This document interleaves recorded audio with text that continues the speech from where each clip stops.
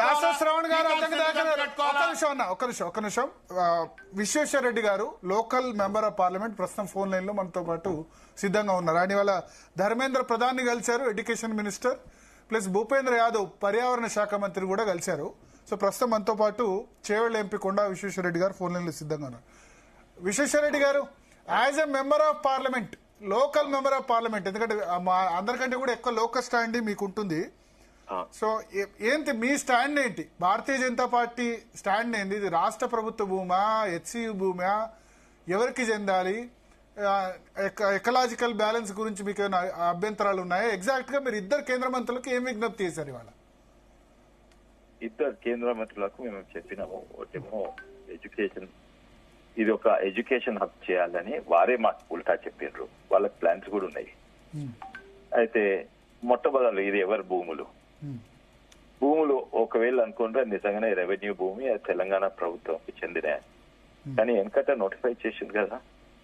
కానీ ఈ ING case గెలిచినాక మళ్ళీ తెలంగాణ ప్రభుత్వ భూములు అయిపోయినాయి.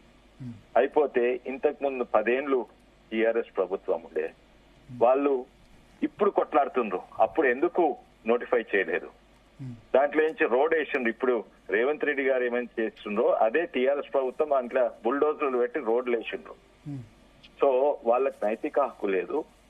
ఏంటంటే ఇప్పుడు 10 ఏళ్ల తర్వాత లేచి ఇప్పుడు వాళ్ళే బుల్డోజర్లు పెట్టి రోడ్లు వేసిండ్రు. అప్పుడు సరే, ఆ భూమి ఎవరిదున్నా కూడా భూమి ప్రభుత్వం ఉంటే ఒక మంచి ప్రాజెక్ట్ కొరకు వాడుకోవాలి.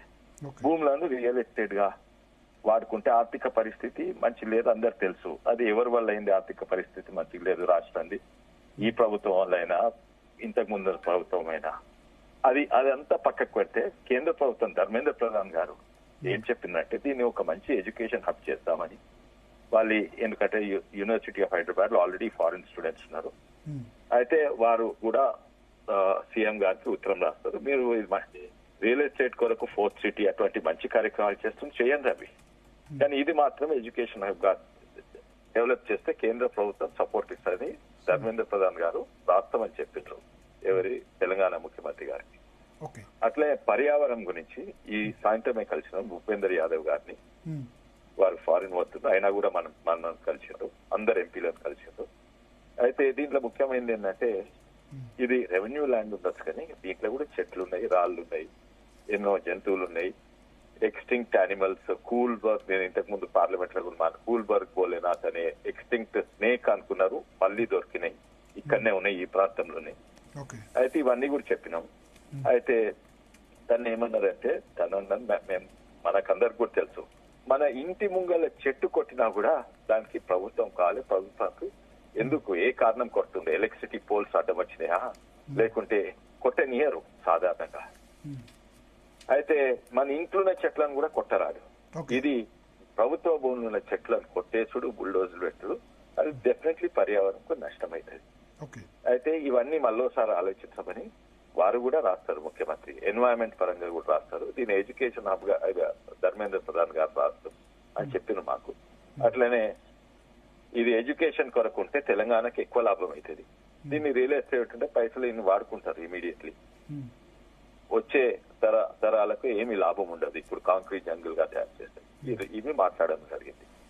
మా విజ్ఞప్తి కూడా ఏంటంటే ప్రొటెస్ట్ చేస్తారు స్టూడెంట్స్, కొంచెం మరి పోలీస్ ఎక్కువ తక్కువ వాడకుండా మీరు వాళ్ళని కంట్రోల్ చేస్తే బెటర్ అని మా విజ్ఞప్తి. సార్ ఒకటి, ఇప్పుడు మీరు ఈ భూములు హైదరాబాద్ సెంట్రల్ యూనివర్సిటీ ఇన్ని సంవత్సరాలుగా ఎందుకు క్లెయిమ్ చేయలేదని రాష్ట్ర ప్రభుత్వం ప్రశ్నిస్తోంది, సుప్రీంకోర్టులో గానీ హైకోర్టులో గానీ. ఇవి అసలు హెచ్సియు భూములు కావు, రాష్ట్ర ప్రభుత్వ భూములు. ఒకటి. రెండోది, అది ఒరిజినల్ నోటిఫై అయింది, తర్వాత అది ఐఎన్జీ కేసు వచ్చింది. అయితే హైకోర్టులో ఎందుకు కొట్టేసింది? ఆ భూమి వాపసి అని అప్పుడు బిల్లీరావో ఎవరో ఉండే దాని వెనుక.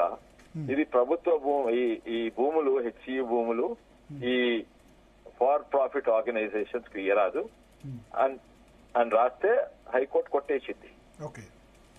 కొట్టేసి మళ్ళీ రాష్ట్ర ప్రభుత్వంకి వచ్చినప్పుడు అది మళ్ళీ అగైన్ కమర్షియల్ రియల్ ఎస్టేట్ కిందకి వాడాలి, మళ్ళీ దాంట్లో వాపస్ హైదరాబాద్ యూనివర్సిటీ కనియాలి, లేకుంటే ఇంకేమన్నా. బట్ స్టేట్ గవర్నమెంట్ ఇప్పుడు వాళ్ళు ఏమంటారంటే టీజీఐఐసికి ఇచ్చి ఇండస్ట్రీస్ కి ఇస్తాం ల్యాండ్ అక్కడ ఉన్న ఇప్పుడు కొద్దిసేపటి క్రితం డిప్యూటీ సీఎం బట్టి విక్రమార్క కూడా ప్రెస్ మీట్ పెట్టి శ్రీధర్ బాబు బట్టి విక్రమార్క అక్కడ ఉన్న లేక్ కి ఎటువంటి ఇబ్బంది ఉండదు, రాక్ ఫార్మేషన్ కు ఎన్విరాన్మెంట్ కి ఎటువంటి ఇబ్బంది ఉండకుండా చూడడం, అది కన్విన్స్ చేయండి. ఉదాహరణగా నేను చెప్తున్నా, ఒక యాపిల్ అటువంటి కంపెనీ ఉన్నది. వాళ్ళు 2,000 ఎకరాలలో ఒక కంపెనీ పెట్టిండ్రు. దాని 2,000 ఎకరాలలో 10 ఎకరాలే బిల్డింగ్ ఉంది. తక్కిందని వాళ్ళు మంచిగా కాపాడినరు. ఓ గ్యారెంటీ ఇవ్వండి, ఒప్పియండి ప్రజలను, స్టూడెంట్స్ ఒప్పియండి. నిజంగానే ఇటువంటి ఇండస్ట్రీ ఆర్ రీసెర్చ్ సెంటర్ వచ్చింది, టాటా రీసెర్చ్ సెంటర్ ఉన్నది, అటువంటి వాటికి ఇస్తే పర్వాలేదు. కానీ రియల్ ఎస్టేట్ గా అమ్మి కాంక్రీట్ జంగిల్ మార్చితే అది అందరికీ నష్టం అవుతుంది. రియల్ ఎస్టేట్ కు అమ్మట్లేదు అంటారు. రియల్ ఎస్టేట్ కి అమ్మకపోతే మీకు ఇబ్బంది లేదా? రియల్ ఎస్టేట్ కాకుండా ఇండస్ట్రీస్ పర్యావరణం కాపాడాలి. 400 ఎకరాల బిల్డింగ్లు కట్టేస్తే అందరికీ నష్టం అవుతుంది. Okay okay. సో ఇక్కడ దాసో శ్రవణ్ గారు, అద్దంకి దయాకర్ గారు కూడా ఉన్నారు. ఒక్క నిమిషం వాళ్ళు మాట్లాడతారట. దాసో శ్రవణ్ గారు